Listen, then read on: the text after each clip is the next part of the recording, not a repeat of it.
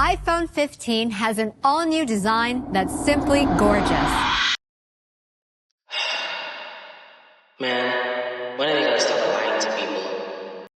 Hi everyone, this is going to be a review of the iPhone 15. There won't be much to say around here because, well, the phone legit looks the same. It is new, but basically not new on the inside and outside.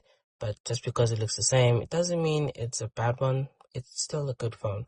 But I should mention that the more I use the phone, the more I see this company's move of taking something we've already seen before and present it as a new product where especially it isn't one in some ways. This is dubbed as the Apple way. So where can I start? Well, the design. It basically looks pretty much as the same as its regular predecessors, but there's now a different feel to it. It's not all new, but how it feels in the hand is more comfortable to hold, especially with new, softer, rounded edges that are sharp in the corners. Not that sharp, but are cool to feel, alongside with a new satin matte glass back now, which that is new in a way, and I do love it very much. It does give a very nice soft touch, even a feel to the hand. I never get tired of holding it too much. So design wise, same spec, but new colors, super weak, man. The green and pink are actually pretty cool. There is less saturation and vibrancy in my opinion when I look at them, but they're good to look at. It's just that blue is not blue at all. It's more white maybe. I've seen it in other people's YouTube videos where it does not look blue at all. It's more of a white. You'd probably compare it to the iPhone 13 Starlight if possible. But for me, this black one is the true champ because, well, it's a black one. Probably darker, if not more than my Space Black 14 Pro Max, maybe. But in some situations, putting it in direct sunlight, there is a gray silver tint to it with pretty much the same button placement on the sides. No action button, same speaker placement, same A16 chip, same image processor, same neural engine, just pretty much the same everything. Also new to the iPhone 15 is a 2000 nit peak outdoor brightness screen with the dynamic island also making a return. I wonder where I've heard that one before. The screen is a 60Hz display, but it's kind of crazy because it's not 120 Hz to this day, but it really doesn't matter. No one really is gonna care if the phone is 120 or 60 Hz. As long as the phone works, it is fine. But USB-C is now the new charging cable for the phone as well.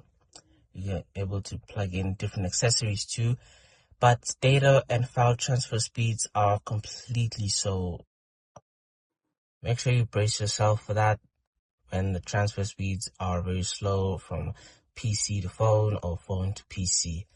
There's a new ultra-wideband chip to boost Find My function if you lose your new phone. New interactive widgets, a battery charger limiter in the settings as well. Plus, with iOS 17, there's a new standby mode when charging horizontally. It displays some small summarized pieces of information, time in different fonts, different widgets, viewing of photos, plus a now playing API of Spotify or Apple Music too. The check-in feature is also great, whereby you send a check-in message to someone on iMessage to let them know your estimated time of arrival and to where you are heading. But if they don't hear from you in a while, your location is sent to them to help, which is absolutely cool. The new leveling feature on the camera app as well, if you're shooting a video or photo, and if the phone is slightly tilted, it does help to stabilize the camera even more. But sticking with the cameras, they are very good. There is a new, technically not new, 48 megapixel sensor and a 12 megapixel wide. There's some new faster speeds of binning and new detail. Transfer of taking photos, as now they are now bumped up to a new computational digitized hybrid of 24 megapixels by default. 15's camera also has a new portrait feature where you take a picture at a human or a pet subject and there's a small F at the bottom. Then after post, you can just edit it, change the focus point and the background blur around it. So a very cool feature.